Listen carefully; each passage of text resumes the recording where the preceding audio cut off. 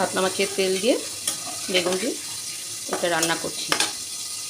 আজ আমি কাতলা মাছের তেল দিয়ে তেল বেগুন বানাবো কীভাবে দেখে নেওয়া যাক। যেখানে বেগুনটা কেটে নিয়েছি তার মধ্যে একটা আলু দিয়েছি আর এই যে কাতলা মাছের তেল। প্রথমে আমি কড়াইটা গ্যাসে বসিয়ে দিয়েছি, ভালো করে কড়াইটা গরম করে নিয়েছি, তারপরে একটু নুন দিয়ে দিয়েছি। এবার আমি মাছের তেলটা দিয়ে দেবো। এর মধ্যে কিন্তু এখন কোনো তেল দেবো না, আমি এখানে আলাদা করে কোনো রান্নার তেল দেবো না, এটা এই তেলেই পুরো রান্নাটা হয়ে যাবে। এবার আমি দেখুন এখানে জিরের গুঁড়ো, স্বাদ মতন চিনি, পরিমাণ মতন নুন, একটু আদা বাটা, একটু রসুন বাটা আর হলুদ আর পেঁয়াজ কুচি দিয়ে দিয়েছি।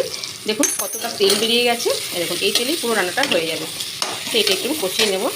এবার আমি সব সবজিগুলো দিয়ে দিলাম, এটা দিয়ে ভালো করে আমি মিশিয়ে নেবো মশলার সঙ্গে। ভালো করে মিশিয়ে নিয়েছি, এবার গ্যাস কমিয়ে ঢাকা দিয়ে রাখবো। যে আমি ঢাকা দিয়ে কি সুন্দর রান্না করলাম। দেখুন একটু ঝালের জন্য কাঁচা লঙ্কা দিয়ে দিলাম। এবার এটা মিশিয়ে নেবো। দেখুন আমি কিন্তু এক ফোঁটাও তেল দিইনি, কত সুন্দর তেল বেরিয়ে গেছে দেখুন। আর বেগুন আলু সব সেদ্ধ হয়ে গেছে, আর মশলাও তেল মশলাও সবজির মধ্যে ঢুকেছে। এবার ভালো করে আমি মিশিয়ে নেব। ভালো করে মিশিয়ে নিচ্ছি, এবার ঢাকা ছাড়া এবার কিছুক্ষণ রান্না করে নেব।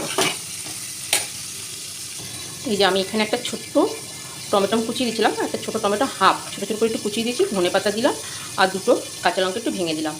এটা দেখুন হয়ে গেছে, দেখুন তেল ভেসে গেছে। এটা আমি আরও কিছুক্ষণ মিশিয়ে রান্না করব। মিশিয়ে দিচ্ছি। এই যে আমার কাতলা মাছের তেল দিয়ে তেল বেগুন রেডি। আমি গ্যাস বন্ধ করে দিয়েছি। দেখুন কত সুন্দর তেল ভেসে উঠেছে। আর দেখুন এরকম ভাজা ভাজা, এরকম ভাজা ভাজা নামালে খেতে ভালো লাগে। এটা গরম গরম ভাতের সঙ্গে খাওয়ার জন্য পুরো রেডি। একদম আমি কিন্তু আলাদা কোনো রান্নার তেল দিইনি। অবশ্যই বাড়িতে বানিয়ে খেয়ে দেখবেন বন্ধুরা। তাহলে ভিডিওটা এখানেই শেষ করছি। সবাই ভালো থাকবেন, সুস্থ থাকবেন, নমস্কার।